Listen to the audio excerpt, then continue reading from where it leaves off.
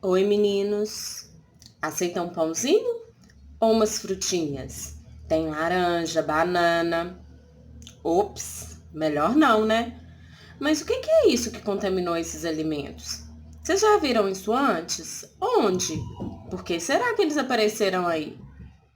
Meninos, essas coisas esverdeadas, esbranquiçadas que apareceram nesses alimentos são bolores, ou conhecidos popularmente como mofo.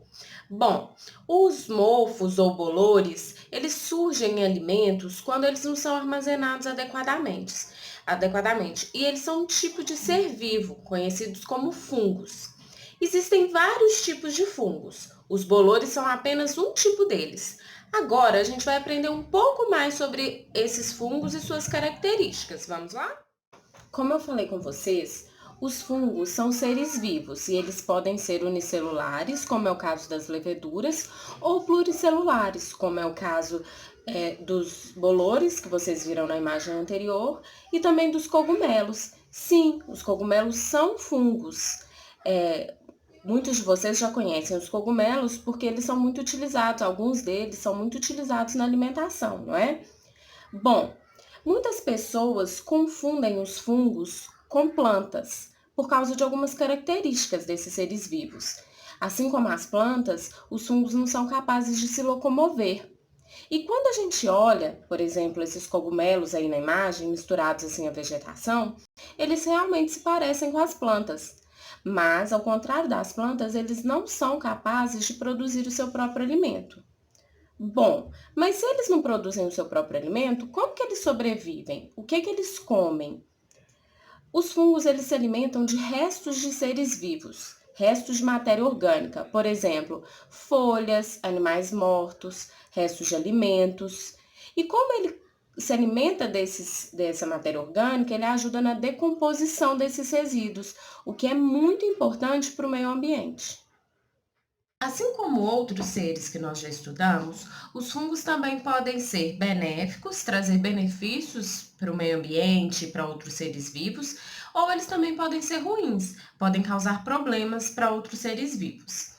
Existem alguns tipos de fungos que vivem associados às raízes de algumas plantas e eles auxiliam no processo de absorção de água e de nutrientes do solo. Então, essa é uma relação extremamente benéfica, extremamente positiva. Mas também existem fungos que vivem no corpo de outros seres vivos. E aí eles podem provocar algumas doenças, como é o caso das micoses, por exemplo. Tipos de fungos que são muito importantes para os seres humanos, porque eles podem ser utilizados na culinária, que é o caso, como eu já falei, do champignon e do shimeji, que são cogumelos, e também existem fungos microscópicos, como é o caso das leveduras, que são utilizados no processo de produção de algumas bebidas e também de alguns alimentos, como pães e bolos, por exemplo. Dos fungos unicelulares é bastante simples, já que eles têm apenas uma célula.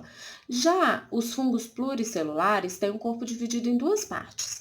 A primeira delas são as hifas, que são fios bem finos e compridos e que não são visíveis, nós não conseguimos enxergá-los, eles são microscópicos.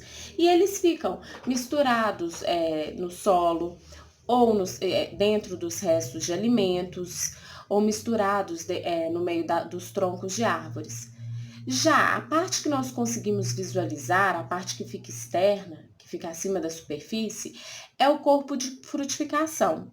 Então, nos cogumelos, a parte que nós conseguimos visualizar e que nós consumimos é o corpo de frutificação.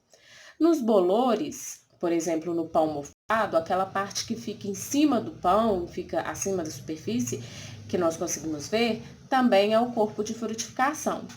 Essa parte, o corpo de frutificação, é responsável pela reprodução dos fungos. Agora que nós terminamos a nossa videoaula sobre fungos, vocês vão ler as páginas 28 e 29 do livro de ciências de vocês, grifando as partes que vocês considerarem mais importantes. Deixem todas as dúvidas de vocês registradas no nosso fórum de dúvidas lá no Moderna Compartilha, na plataforma Moderna Compartilha, que a próxima aula síncrona de ciências nós vamos esclarecer todas essas dúvidas, ok? Depois que vocês finalizarem isso, Assistam a nossa próxima videoaula, que é sobre os protozoários. Ah, e o Para a Casa de Vocês são as páginas 30 e 31 do livro de ciências. Um beijo!